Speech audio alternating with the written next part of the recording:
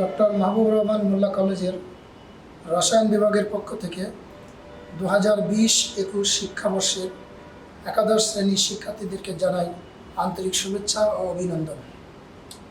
আমি মোহাম্মদ শরীফুল ইসলাম, রসায়ন বিভাগ, সহকারী অধ্যাপক, রসায়ন বিভাগ, ডক্টর মাহবুবুর রহমান মোল্লা কলেজ। সুপ্রিয় শিক্ষার্থী বন্ধু, আমরা আজকের রসায়ন পাঠের বিষয়বস্তু নিয়ে আমরা একটু কথা বলবো। শুরুতেই আমাদের যে অধ্যায়গুলি আছে সেই অধ্যায়গুলি সম্পর্কে আমরা তোমাদের সামনে আলোকপাত করব।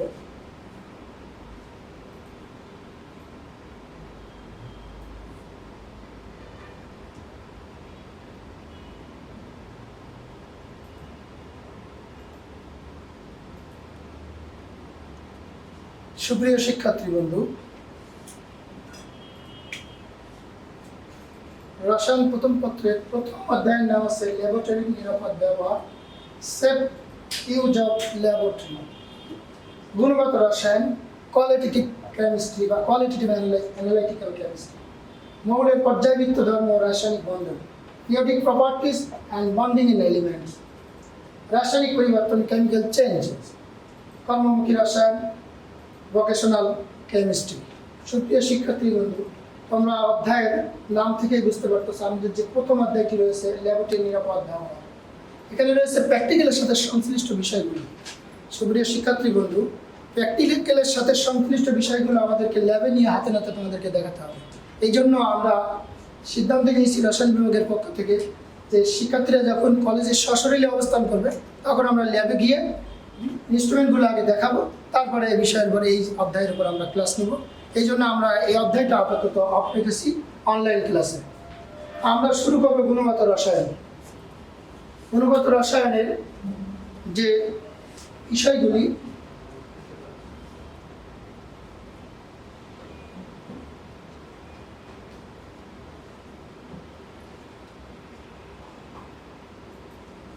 আমি প্রথমে একটু রসায়ন প্রথম পত্রের মান বন্টন সম্পর্কে একটু তোমাদেরকে অবহিত করছি। তোমরা ইতিমধ্যে এসএসসি তো পড়ে এসেছো, মাধ্যমিক লেভেলে মান বন্টনটা ঠিক একই রকম, এখানে চেঞ্জ নাই।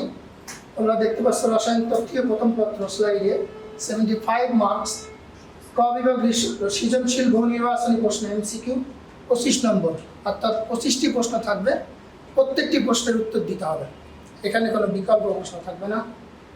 সুপ্রিয় শিক্ষার্থী বন্ধু, এক্ষেত্রে মোট 25টি প্রশ্ন থাকবে, প্রত্যেকটি প্রশ্নের মান 1। এমসিকিউর বেলা স্তর ভিত্তিক প্রশ্ন সংখ্যা, জ্ঞান, অনুধাবন, প্রয়োগ ও উচ্চতার দক্ষতা মূল্যায়নের জন্য মোট প্রশ্ন যথাক্রমে 40%, 30%, 20% ও 10% প্রশ্ন থাকবে। সুপ্রিয় শিক্ষার্থী বন্ধুরা, এটা বুঝতে হয়তো তোমাদের সমস্যা। জ্ঞানমূলক থাকবে 40%, অনুধাবন থাকবে 30%, প্রয়োগ থাকবে 20% এবং উচ্চতর দক্ষতা থাকবে 10%। জ্ঞান অনুধাবন স্তর মিলে 70% এবং প্রয়োগ উচ্চতর দক্ষতা মিলে 30% অন্তর্ভুক্ত থাকবে। সুপ্রিয় শিক্ষার্থী বন্ধুরা, খ বিভাগ সৃজনশীল প্রশ্ন 4টি স্তর বিশিষ্ট 50 নম্বর। তোমাদেরকে মোট 8টি সৃজনশীল থাকবে, সিকিউ কোশ্চিন, ক্রিয়েটিভ কোশ্চিন। এর মধ্যে থেকে তোমাদের অ্যান্সার দিতে হবে যে কোনো 5টি। কাঠামোর মধ্যে প্রশ্ন, প্রথম প্রশ্নে একটি প্রশ্নের আমি প্যাটার্নটা বলছি। 1 নম্বর প্রশ্নের প্যাটার্নে একটা নিদর্শন আমরা দেখলেই বুঝতে পারবো যে মোট 8টি প্রশ্ন থাকবে, যে কোনো 5টি প্রশ্নের উত্তর দিতে হবে। রসায়ন পাঠে আমার লেকচারের আলোচ্য বিষয়সমূহ: নাম্বার 1, রাদারফোর্ডের আলফা কণা বিচ্ছুরণ পরীক্ষা তথা নিউক্লিয়াস আবিষ্কার। রাদারফোর্ডের পরমাণু মডেল। রাদারফোর্ডের পরমাণু মডেলের সীমাবদ্ধতা অর্থাৎ লিমিটেশন। বোর পরমাণু মডেল। বোর পরমাণু মডেলের লিমিটেশন অর্থাৎ সীমাবদ্ধতা। বোর পরমাণু মডেলের সাফল্য ও গ্রহণযোগ্যতা। পরমাণুর মূল কণিকা সমূহ। আমরা শুরুতেই আলোচনায় যাব রাদারফোর্ডের আলফা কণা বিচ্ছুরণ পরীক্ষা ও নিউক্লিয়াস আবিষ্কার।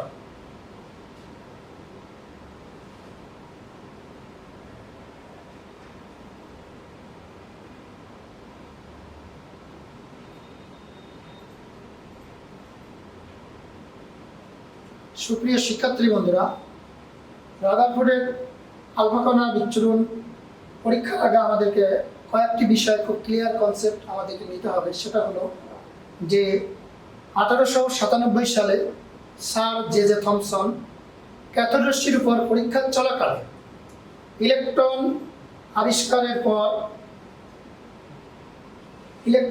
আবিষ্কারের পর রাদারফোর্ডে আলফা কণা বিচ্ছুরণ পরীক্ষাটি করেন। রাদারফোর্ডে আলফা কণা বিচ্ছুরণ পরীক্ষা করার আগেই মধ্যেই আবিষ্কৃত হয় দুইটি তেজস্ক্রিয় মৌল, অর্থাৎ রেডিয়াম আর ইউরেনিয়াম। আমাদেরকে একটু যে বিষয়টি না বললেই নয়, তেজস্ক্রিয় মৌল কি? সুপ্রিয় শিক্ষার্থী বন্ধুরা, হয়তো তোমরা মাধ্যমিক লেভেলে হয়তো তোমরা একটু জেনে এসেছো তেজস্ক্রিয় মৌল কি, সংজ্ঞাটা জেনে এসেছো, এখানে হয়তো বিস্তারিত জেনে আসতে পারোনি। আমরা এখানে বিস্তারিত কথাটি বলছি, একটু মনোযোগ দিয়ে খেয়াল করবে। আমরা জানি একটি পরমাণুর নিউক্লিয়াসে থাকে প্রোটন এবং নিউট্রন, অর্থাৎ একটি পরমাণুর দুটি অংশ, কেন্দ্র বা নিউক্লিয়াস এবং কেন্দ্রের বহির্ভূত অঞ্চল। কেন্দ্র বা নিউক্লিয়াসে থাকে প্রোটন আর নিউট্রন, আর বাহিরের অঞ্চল যেটাকে আমরা কক্ষপথ বলি, অর্থাৎ নিউক্লিয়াসকে কেন্দ্র করে যে অনুমোদিত বৃত্তাকার কক্ষপথ, এই বৃত্তাকার কক্ষপথে ইলেকট্রন সমূহ সর্বদা ঘূর্ণায়নরত আছে, এইখানে থাকে হচ্ছে ইলেকট্রন। সুপ্রিয় শিক্ষার্থী বন্ধুরা, আমরা জানি একটি পরমাণুতে প্রোটন এবং নিউট্রন প্রায় সমান সংখ্যক থাকে। যে সমস্ত মৌলের নিউক্লিয়াসে প্রোটন এবং নিউট্রনের সংখ্যা সমান থাকে, সেই সমস্ত মৌলের নিউক্লিয়াস স্থায়ী, অর্থাৎ ওই মৌলের নিউক্লিয়াস থেকে আপনা আপনি কোনো রশ্মি, আলফা, বেটা, গামা এই ধরনের কোনো রশ্মি বেরিয়ে যাবে না। আর যে সমস্ত মৌলের নিউক্লিয়াসে প্রোটনের চাইতে নিউট্রনের সংখ্যা অনেক বেশি, সেই সমস্ত মৌলের নিউক্লিয়াস আনস্টেবল, অর্থাৎ এই আনস্টেবল নিউক্লিয়াসকে আমরা বলি অস্থায়ী নিউক্লিয়াস, অর্থাৎ ভারী মৌল। অর্থাৎ যে সমস্ত মৌলের নিউক্লিয়াসে প্রোটন থেকে নিউট্রন বেশি, সেই সমস্ত মৌলের নিউক্লিয়াসকে বলি আমরা ভারী মৌল। এই ভারী মৌল থেকে আপনা আপনি আলফা, বেটা, গামা রশ্মি বেরিয়ে যায়। সুপ্রিয় শিক্ষার্থী বন্ধুরা, স্লাইডে লক্ষ্য করো, রাদারফোর্ডে আলফা কণা বিচ্ছুরণ পরীক্ষা, নিউক্লিয়াস আবিষ্কার। আলফা কণা কি? সুপ্রিয় শিক্ষার্থী বন্ধুরা, হিলিয়াম পরমাণু থেকে দুটি ইলেকট্রন বের করে নিলে যে হিলিয়ামের যে দ্বিধনাত্মক নিউক্লিয়াস তৈরি হয়, সেটাকে বলি আমরা আলফা কণা।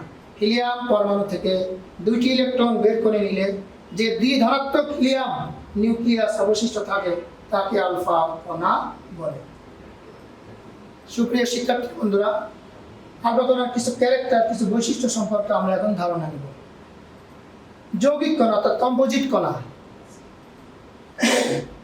আলফা কণার বৈশিষ্ট্য 1 নম্বর হচ্ছে যৌগিক কণা অর্থাৎ কম্পোজিট কণার শ্রেণীভুক্ত এই আলফা কণার প্রচণ্ড গতি থাকে। নাম্বার 2, আলফা কণার গতি 1.076 × 10⁻7 মিটার পার সেকেন্ড হতে 2.5 × 10⁻7 মিটার পার সেকেন্ড পর্যন্ত হয়ে থাকে। সুপ্রিয় শিক্ষার্থী বন্ধুরা, নাম্বার 3, আলফা কণাতে দুটি প্রোটন ও দুটি নিউট্রন থাকে, অর্থাৎ হিলিয়াম 2+, 4, 2। এখানে 4 হচ্ছে তোমরা জানো প্রোটন ও নিউট্রনের মিলিত সংখ্যা, আর 2 হচ্ছে প্রোটন সংখ্যা তথা পারমাণবিক সংখ্যা।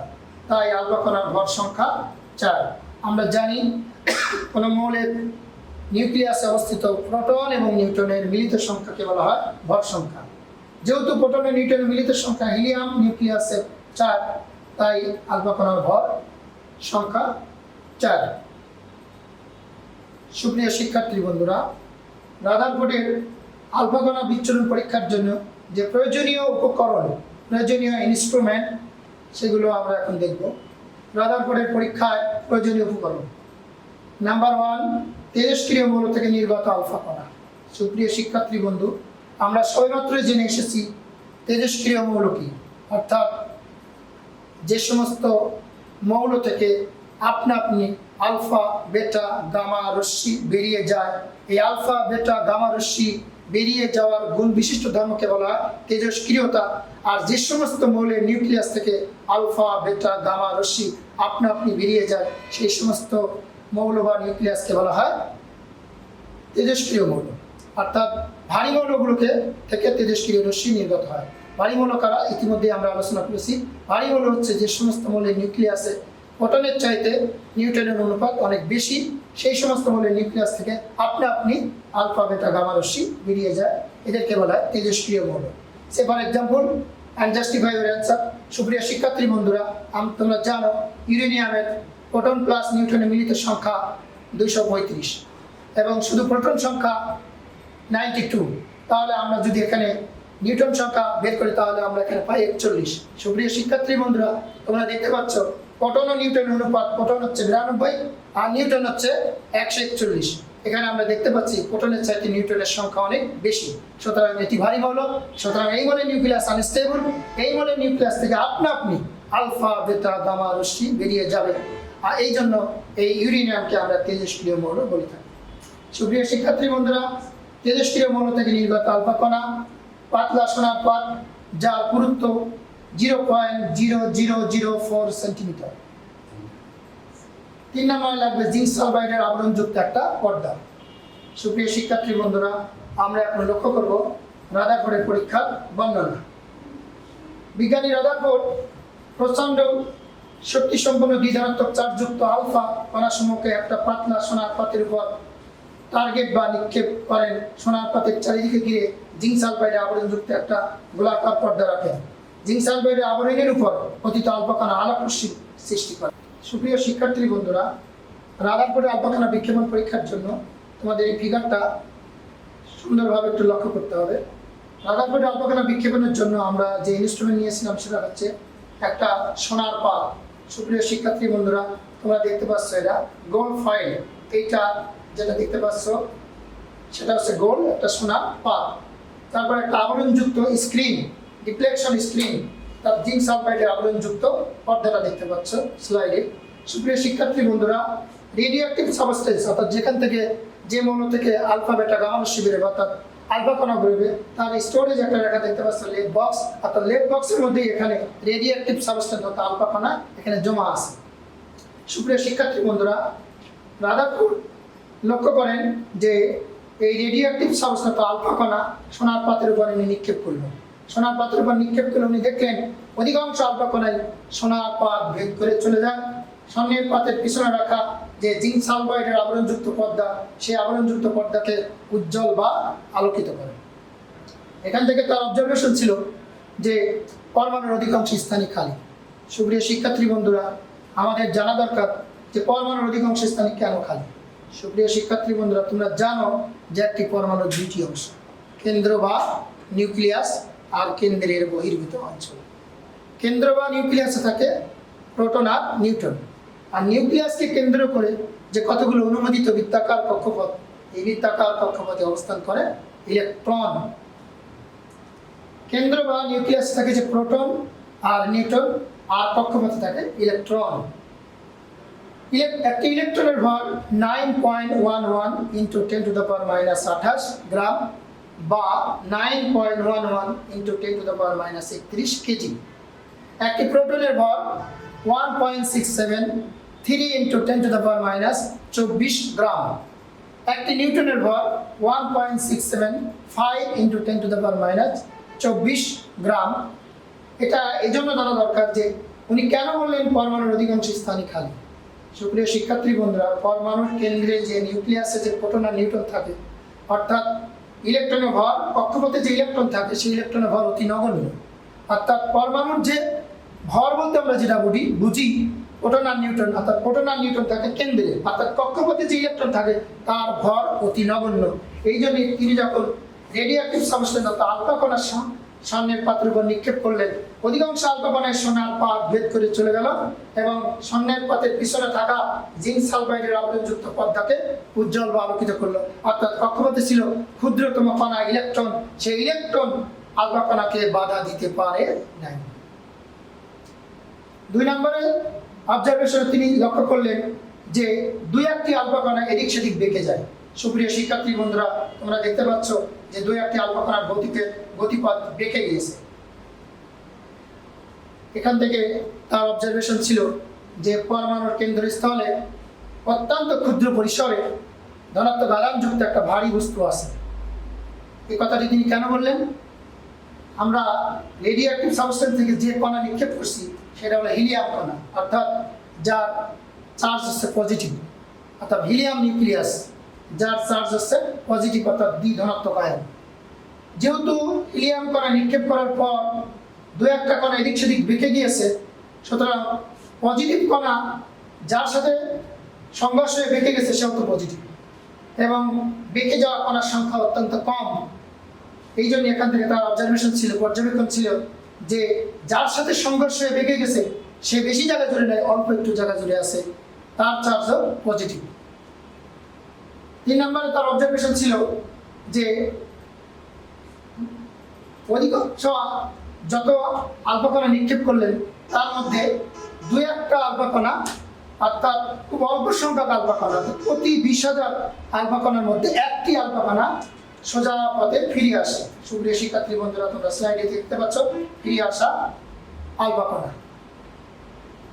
এখান থেকে তার অবজারভেশন ছিল যে পরমাণুর কেন্দ্রস্থলে অত্যন্ত ক্ষুদ্র পরিসরে ধনাত্মক আধানযুক্ত একটি ভারী বস্তু বিদ্যমান, যাকে তিনি ধনাত্মক আধানযুক্ত চার্জ অর্থাৎ নিউক্লিয়াস বলে আখ্যায়িত করছে। অর্থাৎ এই কারণে আমরা রেডিওঅ্যাক্টিভ সাবস্টেন্স থেকে নিক্ষেপ করছি আলফা কণা, অর্থাৎ হিলিয়াম 2+, যার চার্জ হচ্ছে পজিটিভ। অর্থাৎ ফিরে আসছে, নিশ্চয়ই সংঘর্ষে ফিরে আসছে, যার সাথে সংঘর্ষ হয়েছে সেও পজিটিভ, এবং ফিরে আসা কণার সংখ্যা প্রতি 20,000 একটা। যেহেতু প্রতি 20,000 একটা, সুতরাং এখান থেকে তার অবজারভেশন ছিল যে যার সাথে সংঘর্ষ হয়ে ফিরে আসছে সে অল্প জায়গা জুড়ে আছে এবং সেও ধনাত্মক আধানযুক্ত, যার চার্জ হচ্ছে পজিটিভ। পরবর্তীকালে তার নাম দেন তিনি নিউক্লিয়াস। এভাবেই তিনি রাদারফোর্ডের আলফা কণা বিক্ষেপণ থেকে তিনি নিউক্লিয়াস অর্থাৎ ধনাত্মক আধানযুক্ত কেন্দ্রে যে ভারী বস্তু আছে এভাবে তিনি আবিষ্কার করলেন। সুপ্রিয় শিক্ষার্থী বন্ধুরা, তার আর একটা অবজারভেশন আছে যেটা ইন্টার লেভেলে দেওয়া নাই, অর্থাৎ উচ্চতর লেভেলে দেওয়া আছে। আমরা তো এখানে জানা একটি স্বর্ণের পাত নিছি যার পারমাণবিক সংখ্যা জানি আমরা 78। যদি আমরা অজানা কোনো পাত নিতাম, অজানা কোনো মৌলের পাত নিতাম, তাহলে তো আমরা বলতে পারতাম না এটি একটি স্বর্ণের পাত। অর্থাৎ তিনি অবজারভেশন করে লক্ষ্য করলেন কতগুলো কণা এদিক সেদিক বেঁকে গেল, অর্থাৎ বেঁকে যে কণা গিয়েছে সে কণা তো অবশ্যই সংঘর্ষ হয়ে বেঁকে গেছে পজিটিভ চার্জের সাথে সংঘর্ষ হয়ে। কতগুলো কণা ফিরে আসছে, মোট বেঁকে যাওয়া কণা আর ফিরে আসা কণা যোগ করলে যা হয় তাই হচ্ছে ওই মৌলের পারমাণবিক সংখ্যা অর্থাৎ প্রোটন সংখ্যা। এভাবে তিনি মৌলটার নামও তিনি এভাবে জেনেছিলেন। এটাই হচ্ছে রাদারফোর্ডের আলফা কণা বিক্ষেপণ পরীক্ষা। সুপ্রিয় শিক্ষার্থী বন্ধুরা, এখন আমরা স্লাইডে পর্যায়ক্রমে এখন একটু আমরা দেখব আমি যে কথাগুলো বললাম।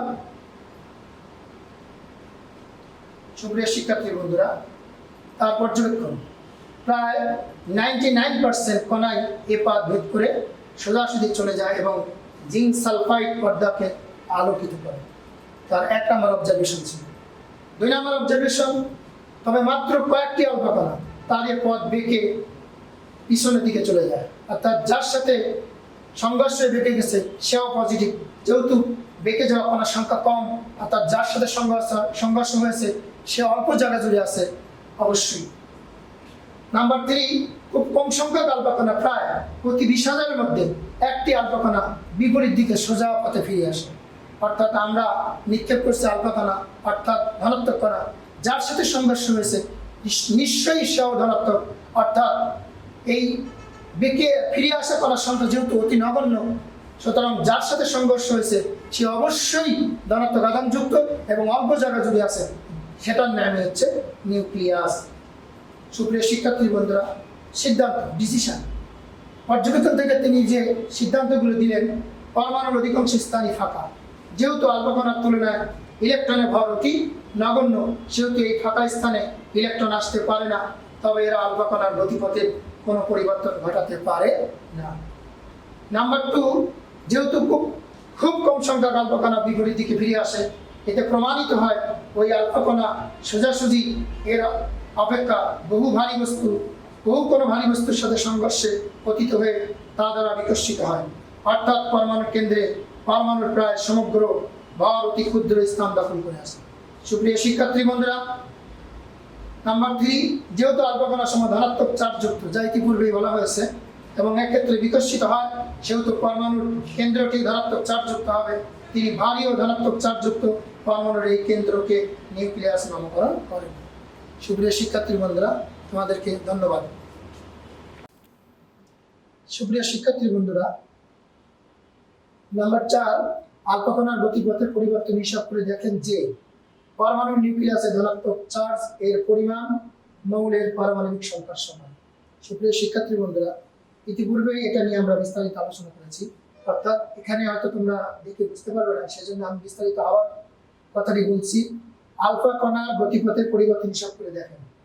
আলফা কণার গতিপথের পরিবর্তন বলতে বোঝানো হচ্ছে যে আলফা কণাগুলো এদিক সেদিক বেঁকে গেছে এবং যে আলফা কণাগুলো সোজা পথে ফিরে এসেছে। যে আলফা কণাগুলি এদিক সেদিক বেঁকে গেছে সেটাও সংঘর্ষ হয়ে ফিরে আসছে, বেঁকে গেছে। আবার যে আলফা কণাগুলি সোজা পথে ফিরে এসেছে সেগুলো ধনাত্মক আধানের সাথে সংঘর্ষ হয়ে ফিরে আসছে। অর্থাৎ পরিবর্তন বলতে এখানে বোঝানো হচ্ছে যে আলফা কণাগুলি এদিক সেদিক বেঁকে গেছে এবং যে আলফা কণাগুলি সোজা পথে ফিরে আসছে, এই কণাগুলি যোগ করলে যেটা সেটাই হচ্ছে ওই মৌলের পারমাণবিক সংখ্যা। অর্থাৎ আলফা কণার গতিপথের পরিবর্তন হিসাব করে দেখেন যে পরমাণুর নিউক্লিয়াসে ধনাত্মক চার্জ এর পরিমাণ মৌলের পারমাণবিক সংখ্যার সমান। সুপ্রিয় শিক্ষার্থী বন্ধুরা, 5 নম্বরে পরমাণুর আকার, অর্থাৎ হাইড্রোজেন পরমাণুর ব্যাস 1 × 10⁻⁸ সেন্টিমিটার পরীক্ষালব্ধ, যা ন্যানোমিটারে বললে 0.1 মিলিমিটার, মিলিমিটারে বললে এর তুলনায় নিউক্লিয়াসের আকারের ব্যাস 1.0 × 10⁻12 খুবই ছোট। এই আকারগত সম্পর্ক হলো পরমাণুটি নিউক্লিয়াস থেকে 10,000 থেকে 1 লক্ষ গুণ বড়। সুপ্রিয় শিক্ষার্থী বন্ধুরা, তোমাদেরকে অনেক অনেক ধন্যবাদ মনোযোগ দিয়ে ক্লাস নেওয়ার জন্য। অবশ্যই তোমাদেরকে দ্বিবার্ষিক পক্ষ থেকে আবারও তোমাদেরকে ধন্যবাদ জানিয়ে আজকের লেকচার শেষ করছি। Thank you all. সুপ্রিয় শিক্ষার্থী বন্ধুরা, নাম্বার 4, আলফা কণার গতিপথের পরিবর্তন হিসাব করে দেখেন যে পরমাণুর নিউক্লিয়াসে ধনাত্মক চার্জ এর পরিমাণ মৌলের পারমাণবিক সংখ্যার সমান। সুপ্রিয় শিক্ষার্থী বন্ধুরা, ইতিপূর্বেই এটা নিয়ে আমরা বিস্তারিত আলোচনা করেছি, অর্থাৎ এখানে হয়তো তোমরা দেখে বুঝতে পারবে না, সেজন্য আমি বিস্তারিত আবার কথাটি বলছি। আলফা কণার গতিপথের পরিবর্তন হিসাব করে দেখেন। আলফা কণার গতিপথের পরিবর্তন বলতে বোঝানো হচ্ছে যে আলফা কণাগুলো এদিক সেদিক বেঁকে গেছে এবং যে আলফা কণাগুলো সোজা পথে ফিরে এসেছে। যে আলফা কণাগুলি এদিক সেদিক বেঁকে গেছে সেটাও সংঘর্ষ হয়ে ফিরে আসছে, বেঁকে গেছে। আবার যে আলফা কণাগুলি সোজা পথে ফিরে এসেছে সেগুলো ধনাত্মক আধানের সাথে সংঘর্ষ হয়ে ফিরে আসছে। অর্থাৎ পরিবর্তন বলতে এখানে বোঝানো হচ্ছে যে আলফা কণাগুলি এদিক সেদিক বেঁকে গেছে এবং যে আলফা কণাগুলি সোজা পথে ফিরে আসছে, এই কণাগুলি যোগ করলে যেটা সেটাই হচ্ছে ওই মৌলের পারমাণবিক সংখ্যা। অর্থাৎ আলফা কণার গতিপথের পরিবর্তন হিসাব করে দেখেন যে পরমাণুর নিউক্লিয়াসে ধনাত্মক চার্জ এর পরিমাণ মৌলের পারমাণবিক সংখ্যার সমান। সুপ্রিয় শিক্ষার্থী বন্ধুরা, 5 নম্বরে পরমাণুর আকার, অর্থাৎ হাইড্রোজেন পরমাণুর ব্যাস 1 × 10⁻8 সেন্টিমিটার পরীক্ষালব্ধ, যা ন্যানোমিটারে বললে 0.1 মিলিমিটার, মিলিমিটারে বললে এর তুলনায় নিউক্লিয়াসের আকারের ব্যাস 1.0 × 10⁻12 খুবই ছোট। এই আকারগত সম্পর্ক হলো পরমাণুটি নিউক্লিয়াস থেকে 10,000 থেকে 1 লক্ষ গুণ বড়। সুপ্রিয় শিক্ষার্থী বন্ধুরা, অবশ্যই তোমাদেরকে দ্বিবার্ষিক পক্ষ থেকে আবারও তোমাদেরকে ধন্যবাদ জানিয়ে আজকের লেকচার শেষ করছি। Thank you all.